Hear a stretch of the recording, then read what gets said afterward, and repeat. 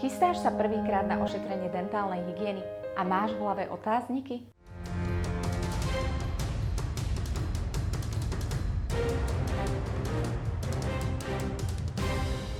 Čo ti s istotou viem povedať je, že tak ako všade aj u zubára platí. Prevencia je lacnejšia než blomba a oveľa príjemnejšia ako bolesť zubov. Čo to teda tá dentálna hygiena vlastne je? Je naozaj potrebná? A ako prebieha? Dentálna hygiena je odborné ošetrenie zubov, pri ktorom odstraňujeme povlak, zubný kameň a pigmentácie. Áno, aj tie od kávy, čaju a tajných nočných útokov na chladničku. Poď, prevedieme ťa odbornou dentálnou hygienou, jej krokmi a hlavne jej benefitmi. Po príchode do ambulancie nás bude zaujímať nielen tvoj aktuálny problém, ale aj tvoj zdravotný stav, alergie, lieky, prekonané ochorenia a ako a čím si čistíš zuby. Čo si máš priniesť na prvú návštevu dentálnej hygieny? Pomôcky, ktoré používaš na čistenie zubov a tvoj aktuálny rentgen nie je starší ako 2 roky. Ak ho nemáš, žiadny stres, my ti ho zhotovíme.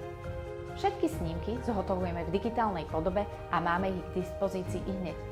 Pozor! Aby bola dentálna hygiena urobená kvalitne, nestačí si iba sadnúť do kresla a po pol hodine odísť. Naopak, dentálna hygiena zahŕňa celé množstvo vyšetrovacích postupov, a to rentgen, intraorálne snímky a digitálny sken. Prečo potrebujeme tvoj rentgen? Nie len rentgen, ale aj malé záhryzové snímky nám poskytujú cenné informácie o stave tvojej kosti, ktoré sú kľúčové pri posúdení rizika parodontálnych problémov.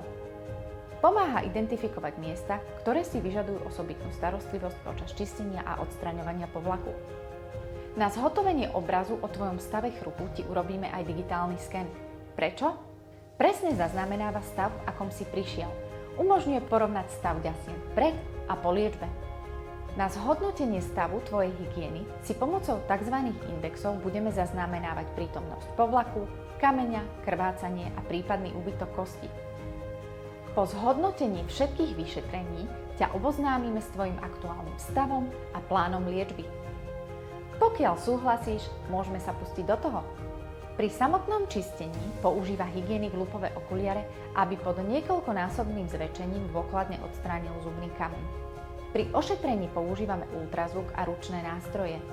Nie je to bolestivé, iba chvíľami nepríjemné. Rozhodne však nie horšie ako večera s nahnevanou svokrou. Potom príde na rad pieskovanie a leštenie. Zuby budú krásne, hladké a čisté. Ale pozor, aj tá najlepšia dentálna hygiena je len polovica úspechu. Tá druhá je domáca starostlivosť. Práve preto je dôležité, aby súčasťou ošetrenia v ambulancii bola aj inštruktáž. Bez nej nikdy neodchádzaj. Na inštruktáži preberie dentálny hygienik s tebou správnu techniku čistenia. Že ty si zuby čistiť vieš? Požiadaj hygienika o kontrolný test a budeš vedieť, ako na tom si. Aj drobné chyby v technike môžu spôsobiť zápal ďasien a viesť ku vzniku zubného kazu alebo závažnejších problémov. Výber správnych pomôcok dentálnej hygieny je dôležitý. Ak si čistíš zuby nesprávnou kefkou, je to ako snažiť sa jesť polievku vidličkou. Niečo sa podarí, ale väčšina ti unikne. Avšak pozor, dentálnu hygienu by mal robiť dentálny hygienik a nie preventista. Je to asi ako keď si ideš dať ušiť svadobné šaty ku krajčírovi, ktorý šije plachty na kamióny. Niečo ušije, ale s výsledkom asi spokojná nebudeš. Tak čo?